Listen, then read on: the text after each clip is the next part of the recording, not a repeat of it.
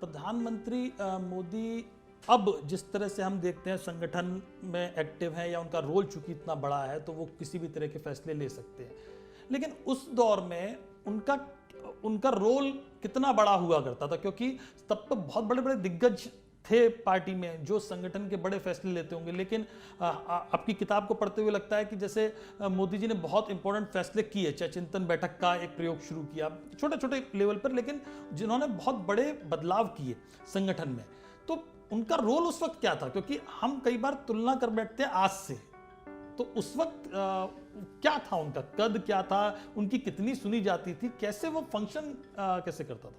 देखिए, हमें जब मैं ये बुक को इस पुस्तक पे काम कर रहा था तो मेरी बहुत लोगों से जो बात हुई उसमें एक चीज़ हमें बहुत साफ दिखाई दी, और जो कि शायद बाकी लोग उसको समझने में उनको दिक्कत होती है, कि यूनिलैटरलिज्म जी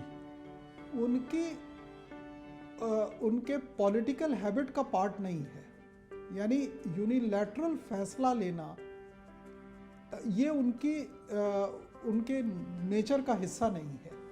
तो लिहाजा आज भी जो फैसले होते हैं वो पार्टी के साथ ही होते हैं, और जो पहले भी होते थे वो पार्टी के साथ होते थे। आपकी क्षमता कितनी होती है कि पार्टी को अपने व्यू पॉइंट पे ले जाए, तब भी उन्होंने किया है। आपको एक एग्जाम्पल हम बताते हैं, आडवाणी जी की यात्रा थी जी सोमनाथ से अयोध्या, और जब आडवाणी जी सोमनाथ पहुंचे थे तो उनके साथ जो लोग थे उन्होंने कहा कि साहब ये तो कुछ दिखाई नहीं दे रहा है, यहाँ पे कोई पोस्टर्स नहीं थे, बैनर्स नहीं थे, कुछ भी नहीं था। तो इनसे पूछा गया, जो हमें मालूम चला, जब पूछा गया तो उन्होंने कहा नहीं, आप पोस्टर्स बैनर्स चाहते हैं या आप यात्रा देखना चाहते हैं। और जब यात्रा वहाँ पे निकली तो वो जो रिस्पांस था वो इतना ज़बरदस्त था कि प्रमोद महाजन जी, ये बात तो हमें आडवाणी जी ने बताई है, कि प्रमोद महाजन जी ने कहा कि सुनिए, ये गुजरात में जो साइकोलॉजी है वो डिफरेंट है, महाराष्ट्र में आपको ऐसा रिस्पांस नहीं मिलेगा।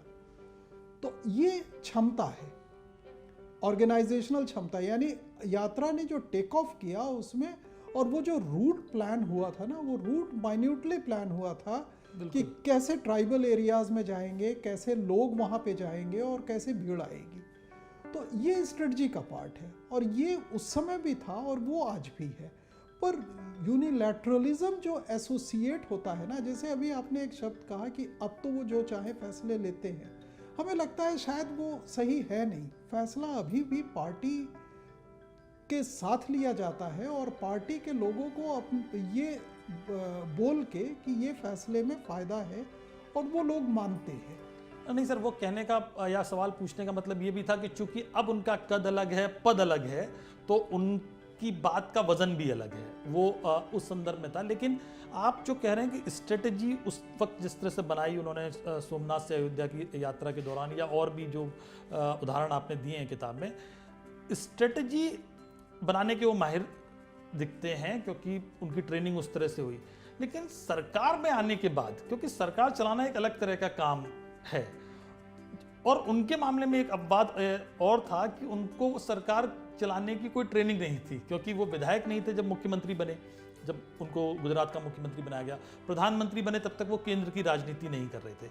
तो क्या संगठन चलाने की ट्रेनिंग ही इतनी इंपॉर्टेंट है कि सरकार चलाना आ जाता है, या मोदी जी ने कुछ और गुर भी सीखे कि वो सरकार भी इतने बड़े बड़े दिग्गजों के होते हुए, और जिन परिस्थितियों में वो केंद्र में आए थे तब तो बड़े बड़े दिग्गज थे, कई सारे दिग्गजों ने उनके अंडर में काम किया, कुछ लोगों को हम कहते हैं कि उन्होंने मार्गदर्शक मंडल में डाल दिया, तो बहुत सारी चीज़ें हुई। तो उसका कितना रोल आप देखते हैं? नहीं, आपको हम दो एनडीए की ही सरकारों का अगर दो उसमें देखें आप कंपैरेटिव टर्म्स में, तो 1998 से 2004 तक वाजपेयी जी थे और आडवाणी जी थे।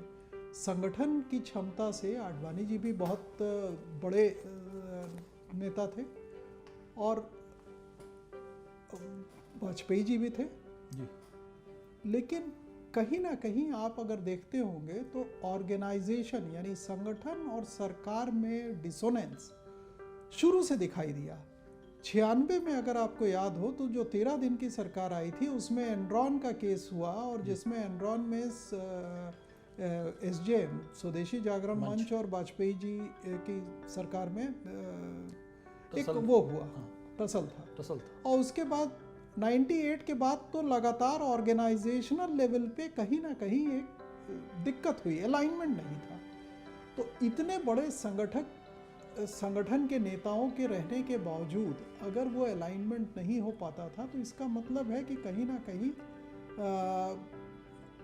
एक नेचुरल अलाइनमेंट नहीं होता है। पर ये दिक्कत आपको 14 के बाद नहीं देखने को मिली। आखिर क्या वजह थी? यहीं पे होता है इंडिविजुअल एक जो क्षमता है उसका। तो इसमें कोई शक नहीं है कि ये इन्नेट था उनमें, यानी संगठन को और सरकार को दोनों को अलाइन करना और दोनों के गोल को एक तरह से एक उसमें सामंजस्य स्थापित करना, ये इन्होंने बहुत अद्भुत ढंग से किया है। इसी वजह से मेरा ये मानना है कि